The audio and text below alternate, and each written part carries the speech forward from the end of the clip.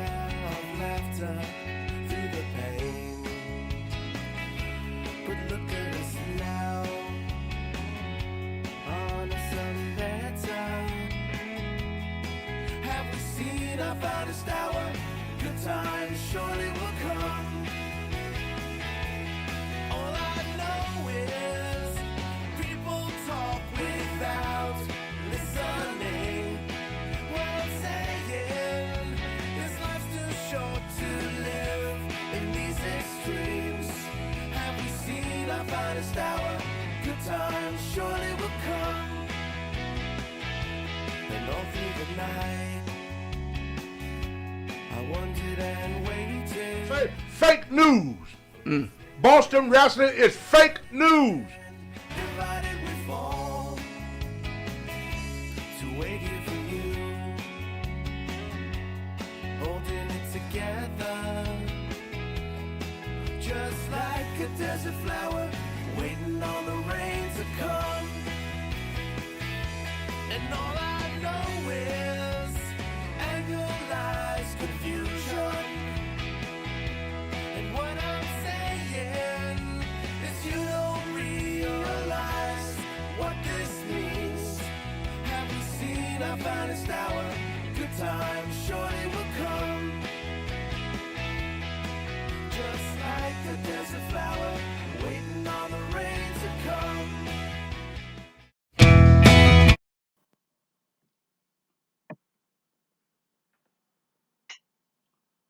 No, it's not a picture.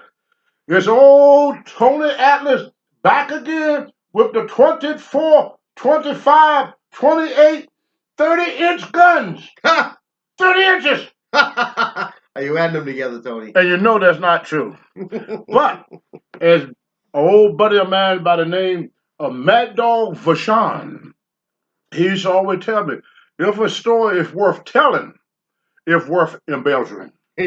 So, like I was saying, some of my earlier stuff, we didn't get out much back when wrestling was wrestling. You know, not sport entertainment, not criticizing what the guys do today. I think they doing a wonderful job. They're keeping up with, keep up with the time. You know, we like a '57 Chevy, but you get a better performance out of a 2021 Chevy as you will from a 1957 Chevy, even if it's in mint condition. It don't have all the gadgets that they got on stuff now. Well, wrestling world is the same way. There was a time where I could grab a headlock and work that headlock all night long. I could work that headlock and people would cheer. And the object of my opponent was to get out of the headlock. And I could make a match. I remember wrestling Ken Patero, Olympic champion. Patero went to the Olympic, representing us very well.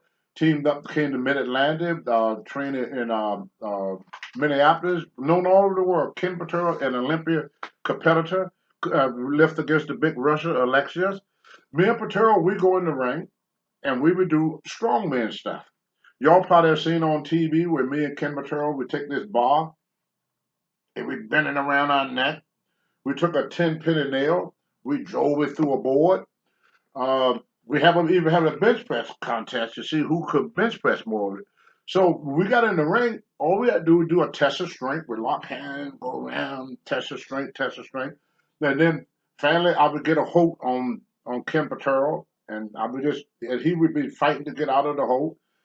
And that we could do 5-10 minutes of just, hold a guy in the hold. But today, people got short, expensive span, so they like to go boom, boom, boom, boom, boom, boom, boom, boom, boom. Back in my day, we called that high spots. It was not the actual wrestling match. Like I said, our job was to make wrestling look as real as possible. We all knew it was a work. Some of us were so stiff, we call them stiff, call them crowbar. You was a crowbar if you were stiff. Now, crowbar, he hit you. No other way of putting it. He didn't pull his punch. He whacked the hell out of you. We had guys, I remember a match, like, how Tony talked. He started on one thing, and by the time of the day, you ain't going to know what the hell I said. I won't even know what the hell I said. So try to keep up if you can. Going back to the guys with like Crowbar, this was all the way up, I would say all the way up into the mid-'80s.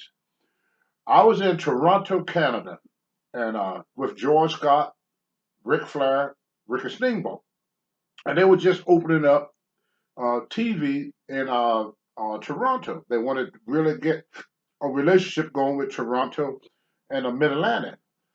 So what ended up happening was I was sitting there watching this match with Ricky the Dragon Steamboat and Ricky the Dragon Steamboat and Ric Flair, and they were chopping each other, whack, whack, whack. I'm sitting there looking at this, and they just beating the living dog mess out of each other. When they get back to the dressing room, both Flair and Steamboat have open wounds on their chest. They have busted each other's skin open. They're bleeding from the freaking chest. They hit each other so hard that they just broke the skin. I mean, you see guys hit the bruises, the handprint, the whole ball. These guys were actually bleeding from the chest. It looked like somebody took a razor blade and cut them up. They were hitting each other so hard. Guys wanted to make people believe that what they saw was for real. And believe it or not, 70% of it was. You would get these old timers in the ring. And I remember they would put me against guys that we used to call shooters. Now a shooter is a guy that had a hell of a background to him. You know, and when you read about some of these guys, I'm going to have Larry to read some brief stuff about this one guy that nobody talk about. And he used to get teased all the time because he was Jewish. His name was Abe Jacob. Now, Abe Jacob, uh, where was how old was Abe and when was Abe born, Larry? Abe was born in June of 1938. 1938. 1938. And he was a Jewish guy. People used to pick on him all the time because he was Jewish. And he started. And when did he retire from the ring? He started in 58. 1958. He started his And he career. retired in 81. So he And retired in 81. 23 years. 23 years. 58 to 81. 23 years. 23 years as a pro wrestler. But Abe Jacob was not what you call a big draw. Him and Luther Lindsay, you know, they were very, very good friends. Luther Lindsay was another tough guy, and he died in the ring. He jumped off the top rope, hit the mat. The guy rolled him over, pinned him 1, 2, 3. Everybody waiting for Luther Lindsay to get up, and never got back up. He just died right there in the ring. Just like I told about Ox Baker hitting the guy. The guy had a heart attack. Ended up down, gave Ox Baker a great lift. Bruno Sammartino got his neck broken. Made Stan Hansen, Larry, you know, the most feared thing in the world. Now, Abe Jacob created a move that was so popular, and they asked him one time, could he still do it? He said, I forgot how to do it myself. They're called the Kiwi roll. Yep. He was the inventor of the Kiwi roll, where he would put his knee in the back of your knee and roll around the ring with it. Well, when he came down on your knee and the pressure of his body weight on your knee, by the time he finished that Kiwi roll on you, from the knees to your toes was numb. You have to sit there for a while and let the circulation get back in your leg in order for you to walk. So wrestling have changed a great deal. People ask me all the time, I told it, I like the old school wrestling compared to what they got now. Well, what we did, we learned this. A move is only as good as your opponent sells it. You know, you have to really put it over. If you don't put it over, it means nothing.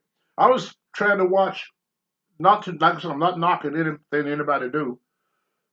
I was watching Monday Night Raw one night. And this guy drop kicked him. Some fat flipping. Did this, did that, did this, did this, did everything this guy. The guy get up and kick his butt. I go, whoa. Back in my day, we would make that move, make like Ernie Ladd would say, get the most mileage out as you can.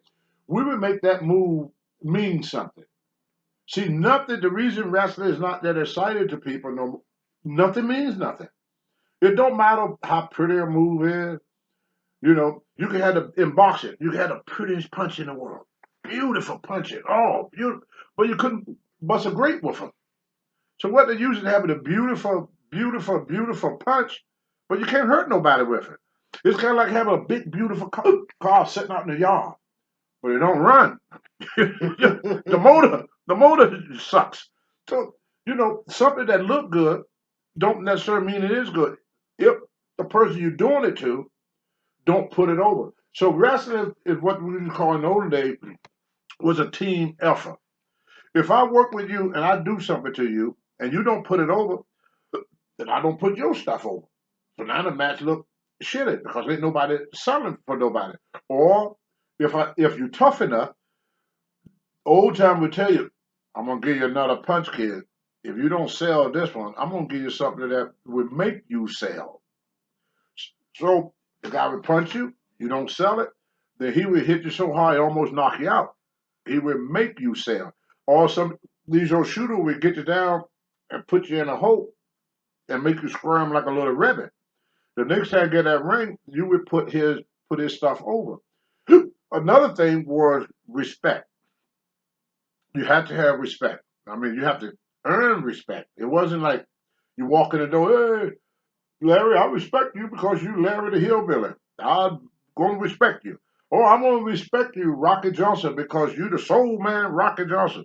No, no, I don't respect you until I feel you in the ring. Nobody respect me until they feel me in the ring. I'm talking, like I say again, the 70s and the 80s. The reason I stick so much with the 70s and the 80s, that's where I learned. And like Larry just read, I was taught by a guy that started wrestling in 1958. So what he learned in 58, 68, he was teaching it to me in 78. That's why a lot of time when I talk, I bring these people's names up because these are people that taught me the world of pro wrestling. You know, we didn't have wrestling school. You know, there was a guy that I left out of my conversation about people that helped me, which I feel bad about because he had uh, deceased. His name was Larry Sharp. And Larry Sharp was the guy that started the first wrestling school, which was a Monster Factory. You know, Bam Bam Bigelow came out of there, and a lot of great talent came out of his wrestling school. And Larry Sharp was a guy that came down every day to train because Larry was not a top guy in the Mid Atlantic during that time. So if you're not a top guy and the boss asks you to do something, you didn't ask what or anything. You just went and did it. So when they asked Larry, said, "Look, I want you to meet Tony Atlas every morning at the YMCA in Charlotte, North Carolina, and teach him the rope." Where Larry was here there every day. The other guy that was there just about every day was Gene Anderson. Now, Ole would come down, Ole Anderson would come down, but Ole would wait until you get tired. So they would have me doing 300 push-ups until my arms felt like rubber band. They had me doing jumping jacks, until my legs felt like spaghetti. Then they put me on the mat with other shooters to stretch me a little bit. And then Ole walked through the door. Hey, let me have him now. Now he's tired. So one day, Larry Sharp decided to play a joke on Ole. So I come in, I said, I wait for them to tell me what to do. So every time I asked Larry Sharp something, he said, just stay over there and rest. And I just sat down. So another 15 minutes went by. I said, brother, we're going to do that. Don't worry, Tony. You're going to get to do something. Just relax. You just sit there and rest. Get your rest. We want you to be fresh for this. I said, okay. So about 30 minutes went by. Here come Ole. Larry saw him coming. So Larry came in, took a glass of water and threw it in my face. And threw water all over my shirt, made it look like I was sweating. I ain't did something. So you have to make it look like don't broke a sweat. So I'm sitting there and Larry said, look, kid, I want you to act like you're the most tired guy in the world. Act like you're tired. So I'm laying there, and Ole come in. Ole come in. is he ready for me? And they said, oh yeah, Ole, he's ready for you. He's ready for you. So he said, all right, come on, you piece of shit. I'm going to show you what wrestling's all about. Ole grabbed a hold of me. I found McCarroll, took him down, and hooked him. He got up again. He tried to do something else. I take him down again, hooked him again. Finally, he said, what the fuck is going on here? You guys played a joke on me? Y'all didn't tire him out enough. He's not tired. They did.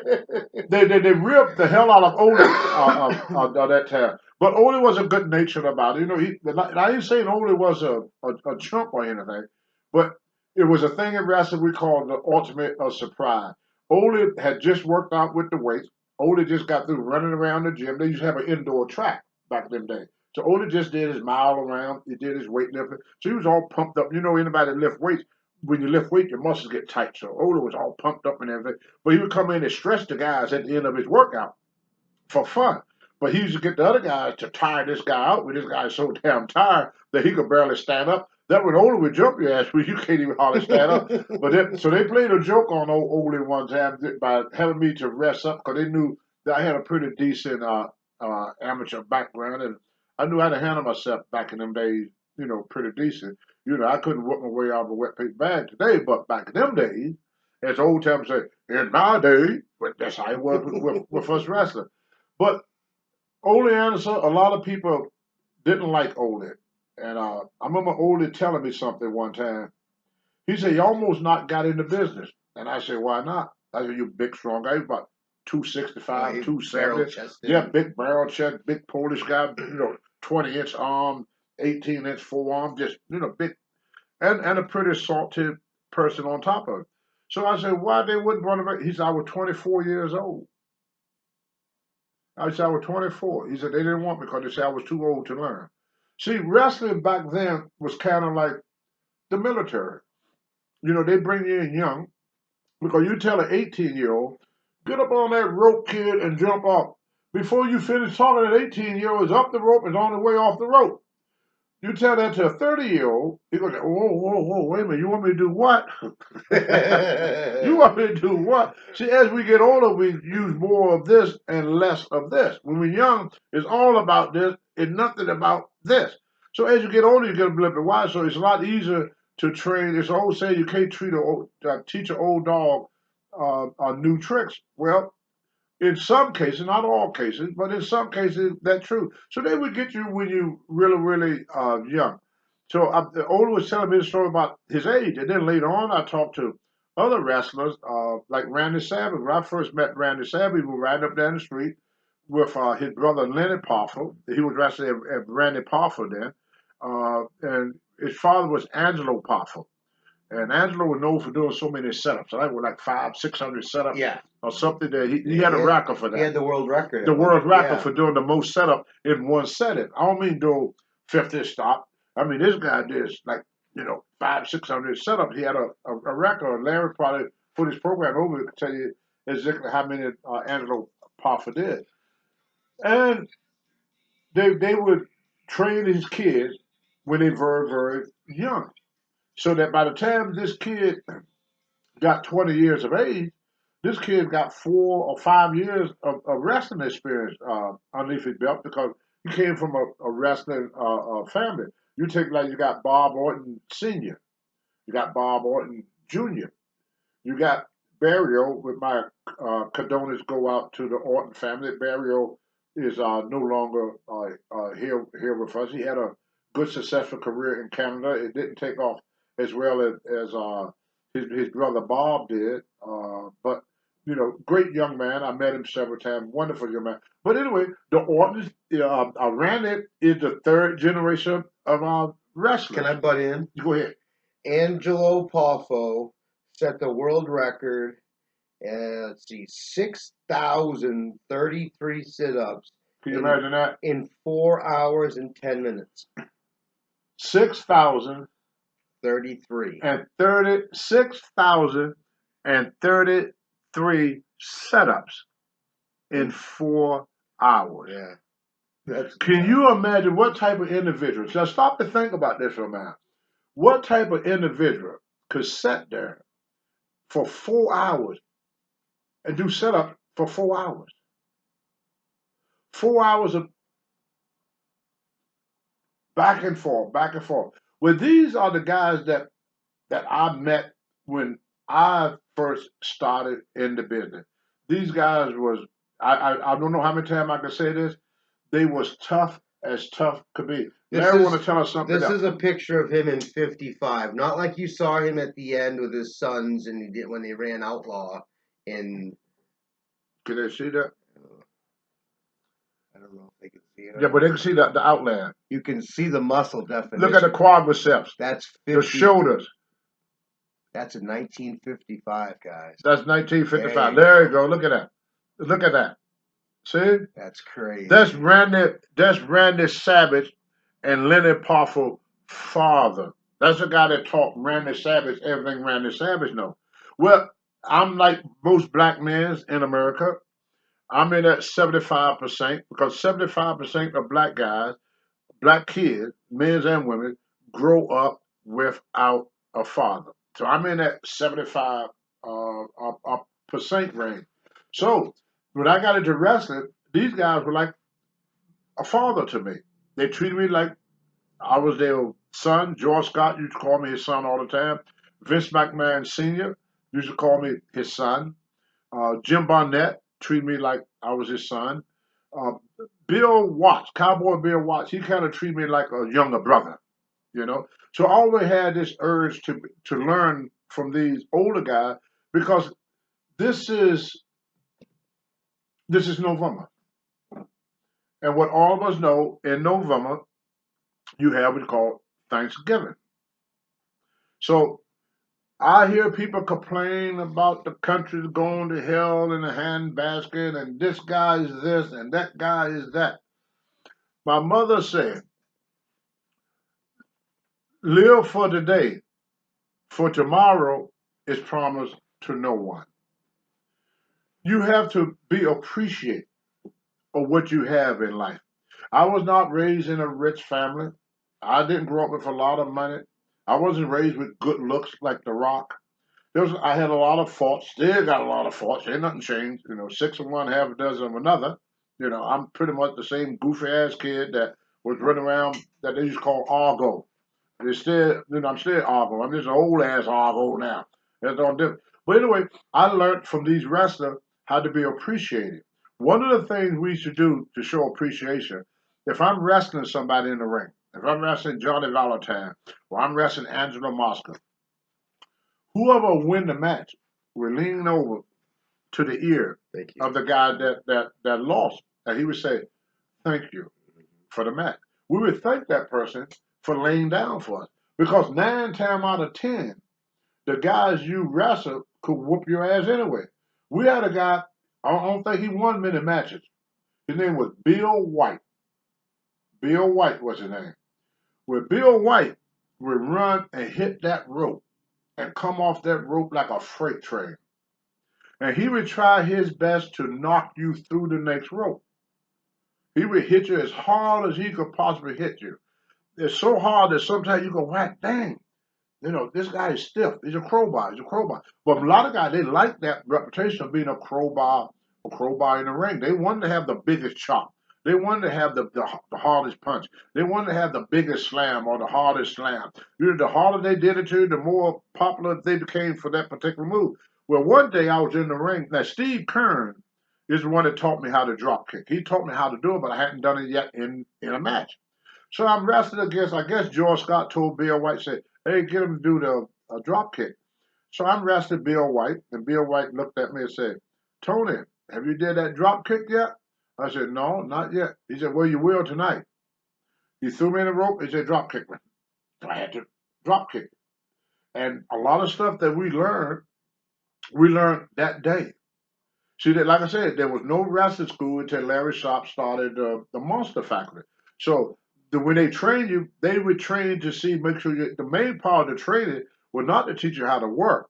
You learn that on the road, like on the job training. The main thing they wanted to know is you're going to stick with the business.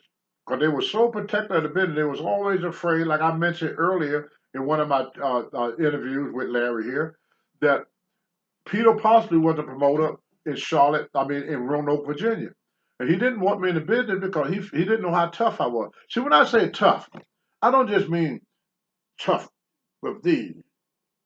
I mean tough here. Because any wrestler And up here. and here, Yeah. Larry had to remind me. Thank you, Larry. You got to be tough here because you got to be able to take it. You got to be tough here because any wrestler that ever been in this business more than a week or two will tell you the hardest part of the easy part is in the ring. That's the easiest part of wrestling.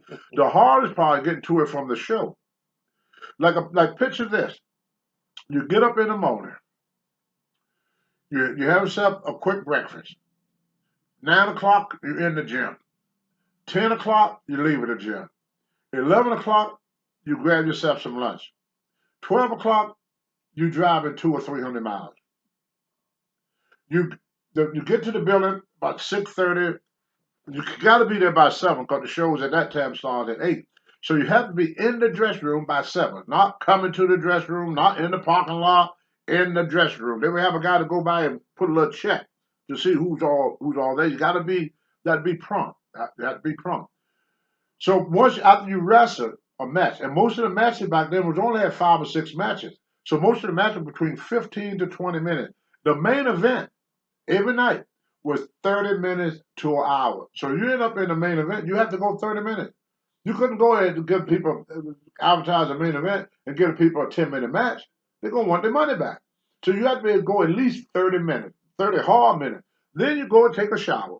Now this I was used to anyway, taking a shower with a bunch of guys. And some guys didn't want to take a shower, but them guys couldn't get in my car either. They couldn't get in nobody's car. So if you didn't want to take a shower with the other wrestlers, then you better drive yourself. The guy would take a shower together. Then they would jump in the car. They would stop at a 7-Eleven, and they would get their bologna blowout, which is cheese and bologna and that Wonder white bread. Oh The Wonder. They have all them different breads like that. Wonder bread with the bread, brother. Yeah. You have to have that Wonder white bread. With mayonnaise or mustard, whatever you want on it, and a 6-pack of beer. 12-ounce cans of beer. Everybody would get that little 6-pack of beer. And then you drive down back home. And while you driving, a lot of guys, they want to rib. They just couldn't sit in the car and just behave themselves. So a car would come by you, one of the wrestlers would come by you while you're driving back home, just like 12 o'clock at night, and he would moon you. He would stick his butt out of the window, and then we laugh. Hey, look at that, look at that. Another entertainment we had driving back home, keep us awake, was the old CB. Every wrestler had a CB, and we talked back and forth on the TV, or the CB and stuff. And then, like I said earlier, we didn't have much entertainment.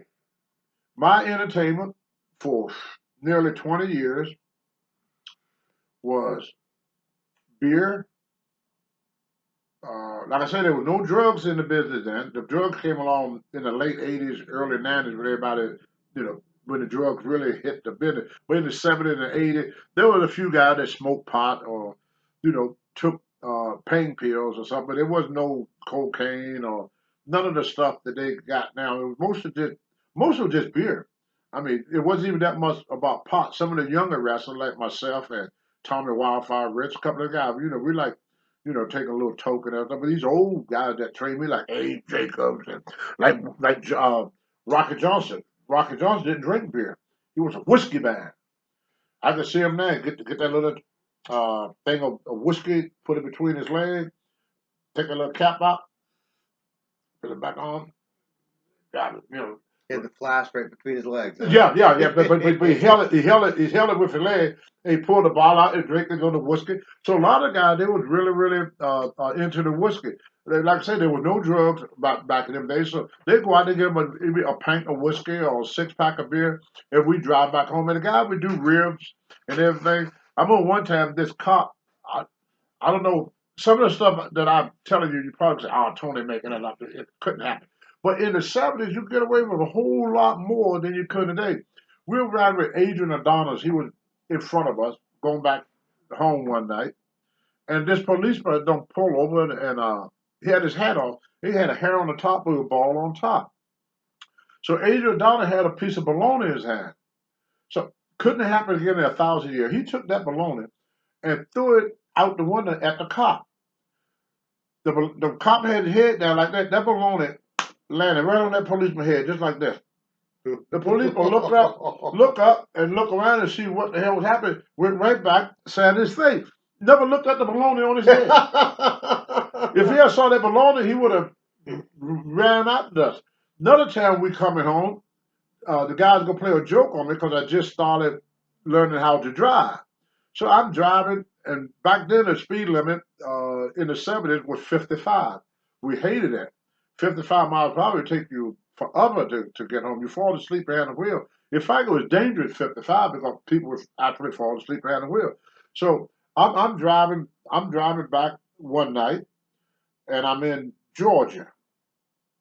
I'm in Georgia. And I never drove by myself. I always had another wrestler with me. But George Scott said, when you drive by yourself, learn how to be independent. You can't depend on these guys. Got to be independent. So I'm driving. All of a sudden, I'm coming from Rome, Georgia, back to Atlanta. And I see these lights coming at me.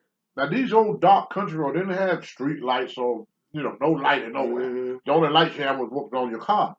So for some reason, coming around that curve, the car was coming around the world with the lights, his headlight right in front of me. So in my head, being new to driving at night and by myself, I thought the car was coming at me. That's what I thought. I said, this car is going to freaking hit me. So I'm waiting for the guy to get on his side of the lane. I'm here hollering at him. Get over. Like he's gonna hear you. Like he's going to hear me. Yeah. You know how you holler at the TV? Yes. Yeah. I'm hollering at this guy, and he's way away from me in another car coming towards me. It was a two-lane highway. So I got so scared, I thought the guy going to hit me. So I turned my wheel real fast, went off the side of the road. Now I'm sitting on the side of the road, out in the freaking boonies, you know. So I remember Klondike Bill and Johnny Weaver take me to this had a little store there, like a little gas station store together, Mm-hmm. and the guy sold food and like everything all in one little store. Mm-hmm. They had a towing company, Yep. where he towed your cars and stuff. So I said, oh, I know where I could go. So I left my car there. I walked, I would say probably about a mile, maybe two at the most. I walked down to his place. I knocked on his door. He was upstairs of his business. He looked out the window. Hey, what are you doing down there? I said, oh, my car went off the road. He said, don't you have a telephone? I said, not in my car. Okay, I'll be down in a minute. So he come down. He gets in his tow truck.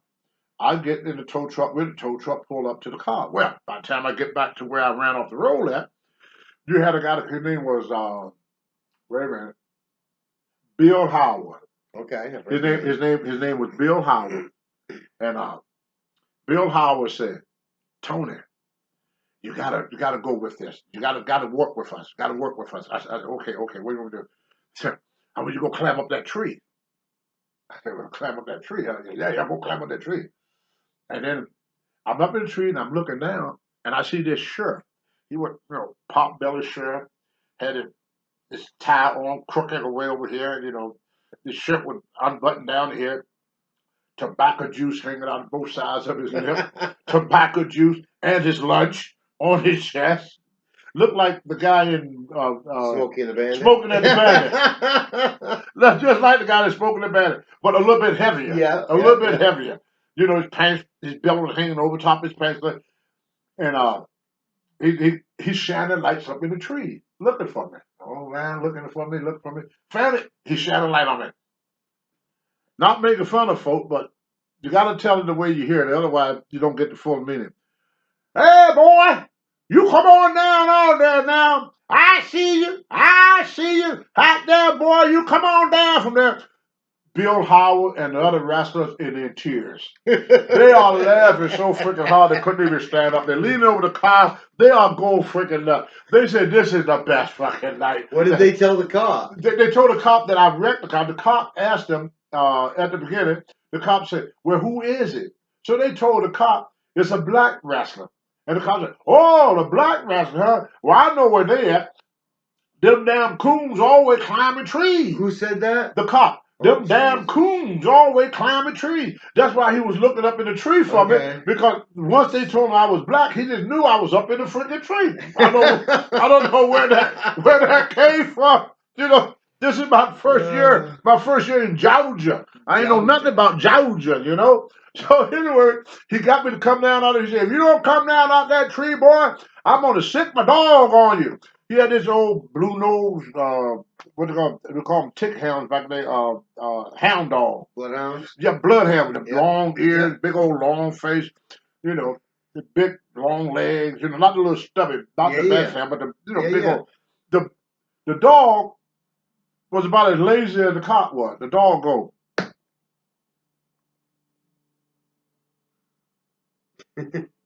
Oh. I laid back down. Yeah. He said, you hear that dog, wild boy? You better come on down there. So I came down the tree, and Bill Howard didn't want him to take me to jail. He said, I got him now. Bill said, well, we're going to take care of it. He said, he belonged to us. The cop, I don't know where this stuff come from, but it's in Georgia in the early 70s. Yeah. Bill said, well, we're going to take him home and give him a good whooping. You going to whoop him? Well, you whooping good. Teach him how to drive, too. Holy shit. Whoop that boy good. Teach him how to drive, too. So they pulled my car out the ditch and everything. I got in the car, and we went home. And I got teased about that. Oh, my goodness. I got teased about that for about a month. You know, and I was learning how to drive. Now, the guy that taught me how to drive was a Puerto Rican guy named Don Serrano. Don Serrano was a little stocky Puerto Rican guy. He was only about like 5'6".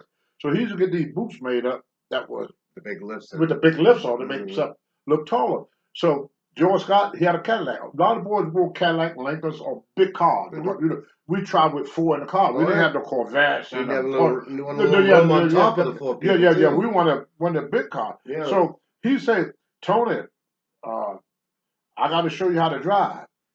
So he was getting tired. What it was, he was getting tired. Almost, you know. He said, brother, I don't think we're gonna make it. You're gonna have to help me. We were driving from Norfolk, Virginia, and the next day we had to be in Charleston, South Carolina. So we had to get back to Charlotte. Then we stay over in Charlotte, and then we go from Charlotte the next day to Charleston, South Carolina. So Don Serrano, he was getting a little bit tired. So he said, okay, I'm gonna let you drive some, kid. He said, all you gotta do is keep it in the road. I said, okay, I could do that. So I'm driving. Don Serrano is sleeping. There's not a car on the road. This in the old days, everybody didn't run all up and down the damn highway like they do now. So I'm driving. All of a sudden, I see another car in front of me. So I said, Don. What? I said, there's a car in front of us. That's okay. It's all right. You go back to sleep. Don, what should I do? Well, if you don't like him in front of it, go around him. Oh, okay, I'll go around him. Don, lay back down. Don, what? How did I do that? How did I go around it? Well, Tony, you just turn the wheel over in the other lane. So I turned the wheel in the other lane. I said, well, Don, now there's a car coming straight at me. Well, you supposed to look first, get back over there. So then I had to cut back into the lane. Because he told me, I did what he told me. I didn't look. He said, all you got to do is go into the other lane and go around and then come back in your lane. So I went in the other lane. When I went in the other lane, I saw another car called a 2-lane highway. It's not a 4-lane highway, it's 2-lane. So this other car is coming. I said, that dog, it's another car. It's another car in front of me. He said, well, get back in your lane. I said, I can't, dog. There's a car there. Well, slow down and get back in your lane. So the whole night, he telling me to drive, but instead of sleeping, he's like this. We get back to the Charlotte. You kept him awake, didn't you? Yeah, I kept him awake. Larry said, you kept him awake? Yes, I did. So I think I said, when I got back, I said, Don, how did I do? Don said, I see you later. And he left. No, he left. These was some of the things that we took chances. We know a lot of this stuff now that I say is funny now because we lived through it. But then when I look back on stuff, I said this once, I say it again. We was fucking nuts. And lucky. And luck had no, what is it, God had pity on the crazy people and Chandra? Yeah. Something like that. Yeah, we was crazy as hell. When I look to be in wrestling, you had to be crazy back in them days. I mean, you stop and think about it.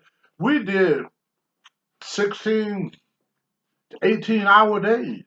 I mean, your day started at 9 o'clock in the morning for Johnny Valentine. It started at 7 in the morning. Johnny Valentine, we get up at 7 o'clock in the morning, go work out, go have breakfast. Go have breakfast at 8 o'clock. Larry is killing himself in my house. Go have breakfast at 8 o'clock. Then he go to then he go home, spend a little time with his family. By 10 or 12 o'clock, he was on the road, and we was on the road all the way up until 2 o'clock in the morning. I mean, if you got to bed at 2 o'clock in the morning, You're good. you was good. Now I always heard a saying, wrestling and crazy go hand in hand. You either Yes, get it does. into it because you are, That's right. or you're in it long enough that it makes you. That's right. But that was what I'm talking about is wrestling, Mhm. not sports entertainment. Not sports entertainment. That's what y'all get now is sports entertainment. Like when you watch wrestling now on TV, everything is scripted. It's scripted. From the beginning of the match to the end of the match. Everything is planned out, worked out, practiced before you get into the ring. So the wrestlers know what they're going to do before they get into the ring. And you want to hear it again. Us old people love this word. All old people love this word. In my day, the only information I got, because the way they had it, the good guys and the bad guys did not come out the same door. They did not dress in the same room. They didn't even stay at the same hotel. If I went into a hotel and I'm on a wrestle uh, uh, uh, uh, a bad guy, such like Johnny Valentine or Greg Valentine or Ric Flair, if I go to check in the hotel, we used to race at home and race back to a hotel because all the wrestlers mostly stay at the same hotel. So if I see this wrestler check into this hotel, I had to find another hotel. I couldn't stay in the hotel with my opponent because people was always looking for something where they could say wrestling is fake, wrestling is fake. It was our job for us not to catch, you know, find out what the business really like. So we didn't want to get caught. If you got caught, you exposed the business, the promoter would fire you. And there was a saying in wrestling, telephone, telegraph, and telewrestling. The reason for this, a wrestler could learn something in Georgia, but the next day that wrestler in North Carolina. And then the next day that same wrestler is in California. So by the time the guy he saw something in Georgia, but when he go every territory he go to, he would tell the story. You know, when that's how wrestling was. So people knew that I was training to be a wrestler before I even had my first bout. I remember with George. I was riding down the road with some guys, and teach how to be thankful, and teach how to think too. Now, this was something I had a hard time doing, thinking. Most of us, we're not used to thinking. We used to going to work. Our boss tell us what we got to do for that day. We do what we're supposed to do for that day, and then we go home.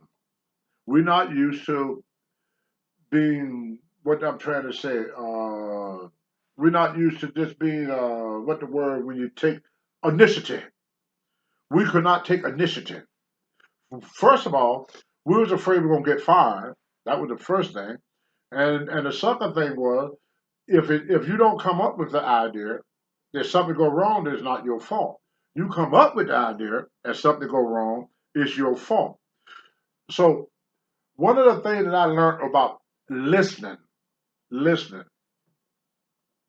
I was riding with Gene Anderson, and I can't remember who the other person was, but I know Gene Anderson was in the car because the thing was with Gene. Gene Anderson said, Tony, what sport you played in school other than wrestling? Because he knew I was on the wrestling team in our school, you know.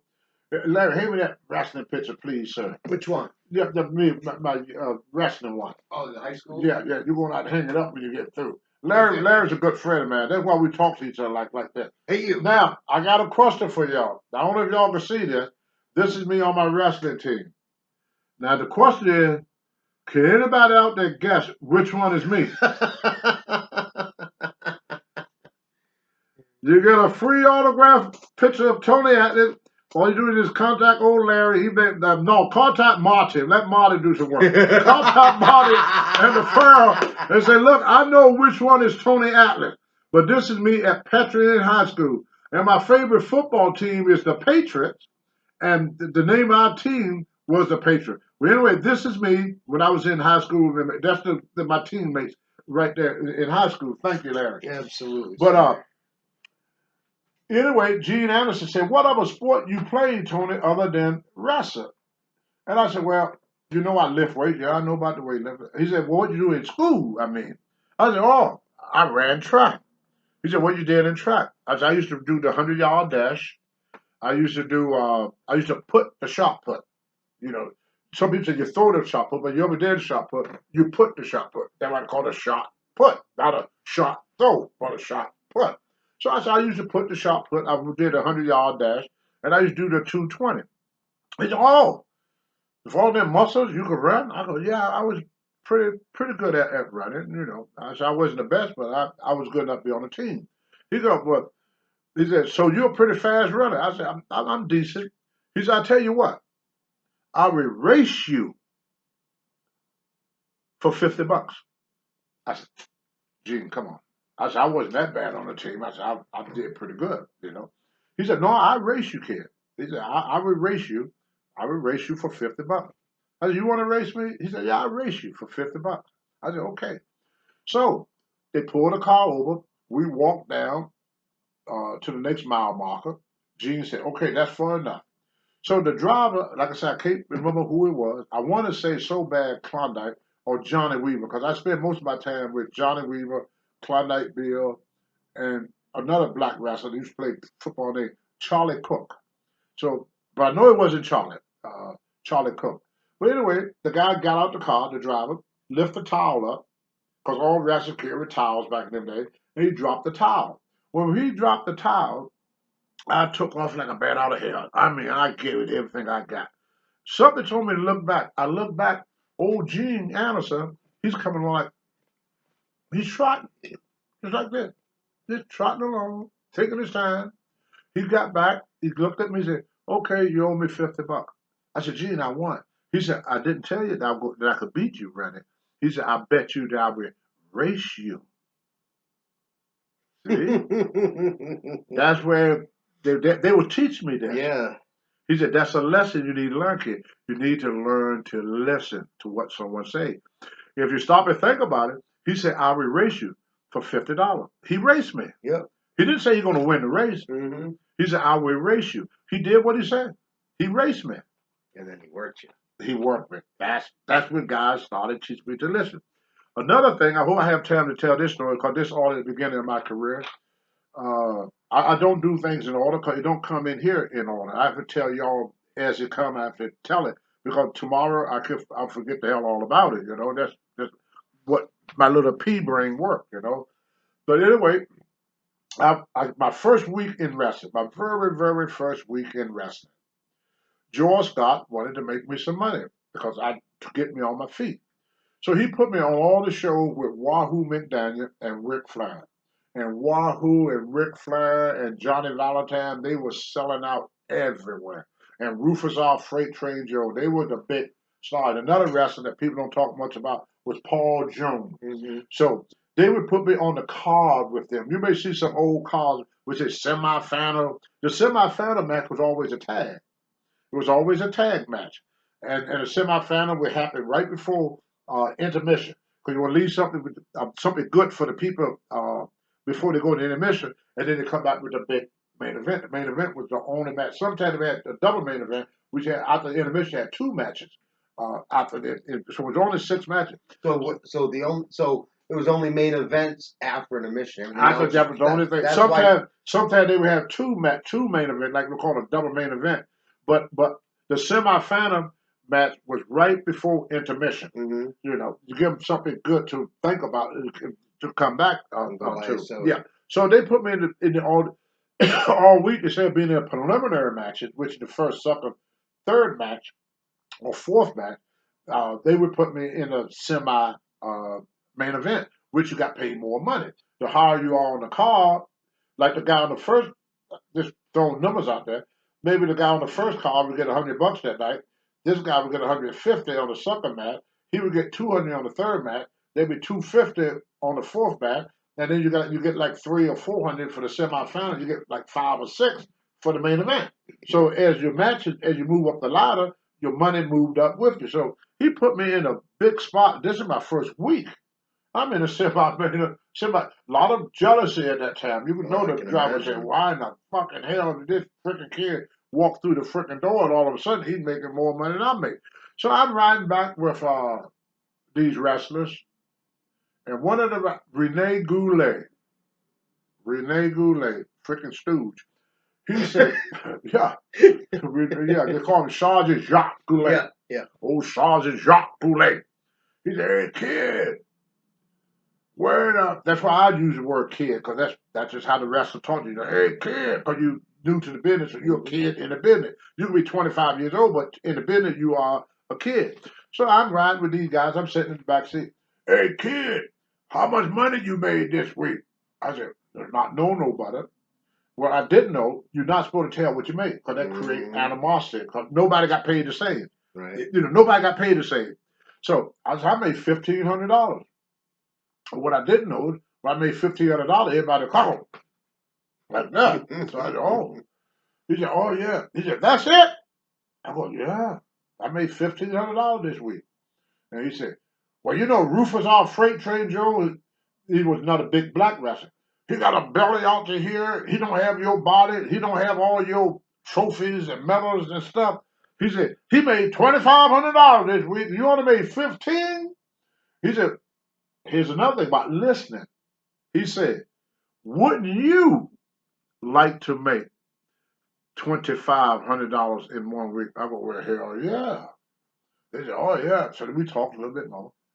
The next morning, my phone went off. 7 o'clock in the morning. George Scott is on the phone. He's madder than hell. He's mad. You get your ass down here right now. Get down here, Tony. Get down. He was like a father to me. Mm-hmm. Get down here, boy. So I get in my car, get dressed. I didn't even shower. Just got dressed. I'm said, what is this all about? Because I could tell by his voice he's mad. He said, I hear you was complaining last night. Man, I wasn't complaining about nothing. He said, well, my phone rung off this morning. He said, everybody in the car said you was complaining that Rufus R. Jones made more money than you.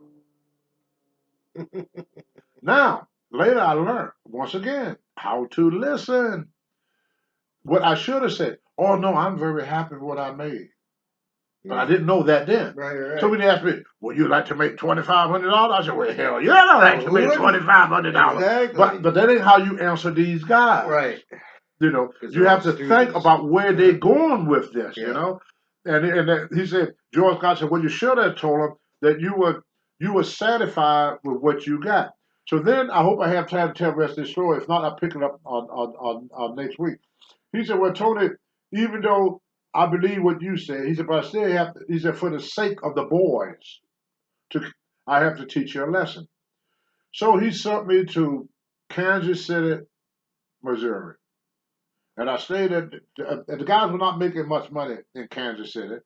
Then he sent me to, I'm going to tell y'all more. I don't have time to tell you all these stories. You got 8 minutes, Tony. Okay. Larry said I do have time. So anyway, let me finish up this one story, so I'm going to leave everybody holding for next week. So George Scott said, well, I still got to teach you a lesson, kid, about how to listen and pay attention. Don't let people trick you. You have to use your head in this business. It ain't all about the muscle. You have to use your head. He kept telling me, you got to learn to use your head. Because these guys would try to screw you. They're not your friends. They're not, they're your business associate. I didn't understand that then. So anyway, they sent me to Kansas City, what the guy, Gagne? No, was it Gagne? What was it? With the promoter? Pat O'Connor and Yeah. Bob Geiger. Geigel, yes. Bob Geiger. Yeah. Bob Geiger was the promoter and Pat O'Connor. So we stayed at this hotel called a Razorback.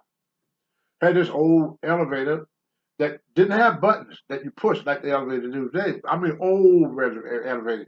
You get on this thing, you have like a fence or something. You pull in front of you.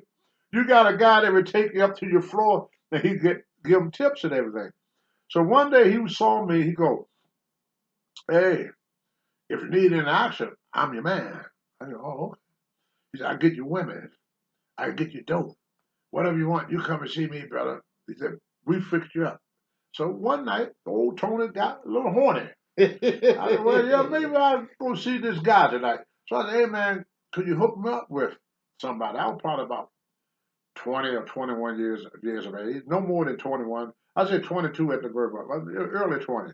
So I go up to my room, and here comes this woman coming up to my room. I'm in my 20s. This freaking woman got to be in her 60s. Oh, Jesus. Had no teeth in her mouth. Oh, Not tooth to first. Oh. Wrinkle up everything. Her breast hung down like 2 slabs of bacon. She pulled them damn clothes off in front of me. And I said, "Look, I'm kind of tired from my show." I said, "Why you tell the guy that you did me? Huh? How much I had to pay you?" She told me I paid her to leave. I know, went back to him. Yeah. I think he was pimping out. He was a pimp for his mom or something. I think it was a mom Mom-son connection? son connection or something. Yeah. So he was Jesus. pimping. His mother must have been an old drug addict, prostitute from years back, and now she got her son getting her dates and stuff like that. I have seen it all. This shit, you can't make it all up. So then he sent me. I would tell you more about these things too, because it would come to me after I get through talking. A lot of stuff come to me. I said, "Darn, I wish I had told him about this. I wish." But then there's always another time, hopefully. And then he sent me to Amarillo. I mean, no, before Amarillo, I went to Dallas for Fritz von Erck. Fritz von Erck was a big 6'6", 300-pound German, and he would throw that big leg up on the table and lean on that big leg, had calves about that big around. He put me in the ring. Uh, he was real nice to me. The Von Erichs was real nice to me. Uh, then it's something where I had the most excitement when I went to Amarillo and worked for Dory Funk Jr. Dory Funk Jr. There were Dory Funk Sr., Dory Funk Jr. Now, Dory Funk is Terry Funk's brother. So I got down there and I met this guy they call Sputney Monroe. Diamond ring, Cadillac man. In fact, Ric Flair stole a lot of stuff. I want to say stole. The best word for it, he recreated. There you go. Recreated a lot of stuff that he learned from Sputney Monroe. See, nothing in wrestling is new. A lot of this stuff was done 50 years ago, but they didn't have cable TV, they didn't have the internet, so a lot of people didn't see it. But in the business, we seen it, or we heard about it, or somebody told us about it, so we found out. So I'm going to wrestle Sputney Monroe. Well, when I got out in the ring, what I noticed was 80% of the fans at this show was black. I'm in the dressing room, I'm happy as a hog in slop. What? I'm black. 80% of the crowd is black. I'm gonna get over like $1 million here. This is gonna be my best town right here. I'm gonna love this. So I go out in the ring. I get a couple of not nothing real big. Then Sputney Monroe came out of the dressing room. Everybody in the freaking dressing room started hollering and screaming. I mean, not in the dressing room, in the arena, started hollering and screaming for Sputney. And he was all black. Every black person in the ring was screaming for Monroe. Now, Sputney was called a bad guy, a heel. I was a babyface, a good guy. I hit Sputnik, the people go, boo! Sputnik hit me, the black people go, yay! So I'm sitting there talking about how in the hell can black people cheer more for a white guy than they would cheer for me. Then I saw Sputnik Monroe do his interview. Now, Sputnik Monroe was kind of like Dusty Rhodes.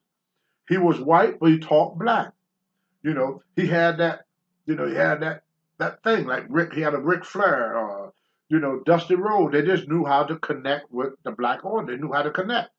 So then we get back to the hotel after the match and everything was all over. We get back to the hotel, and I said, "Well, where can I get some barbecue?" Asked Sputnik.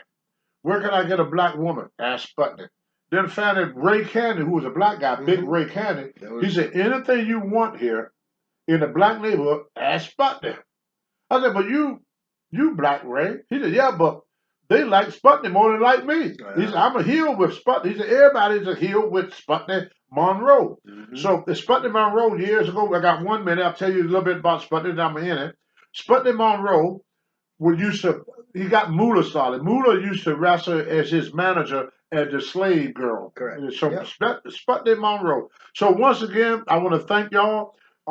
Thank y'all for coming. This is Wrestling and Wrestling with Real. And for those that want to see where I'm going to be, I got one of the places, the Larry Reed. If y'all want to see me sometime this month, I'm going to be in Philadelphia, in Pennsylvania at the. Let's see, we're going to be Friday, November 5th at Hybrid Wrestling in Chester, Pennsylvania at the Harrah's Philadelphia Casino and Racetrack. Right.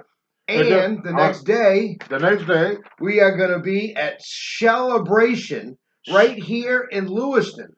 Maine. Right. On the 6th. Me and Larry going to be together on the Lewiston one. So y'all come up and ask questions and take pictures and come out and see us. It's going to be from 10 to 4. And it's at the Ramada Inn. At the Ramada Inn. That's on the 6th. On the 5th is Hyber Wrestling in Pennsylvania. So once again, thank y'all for your wonderful participation. Is coming to see us. And remember, I was around when wrestling was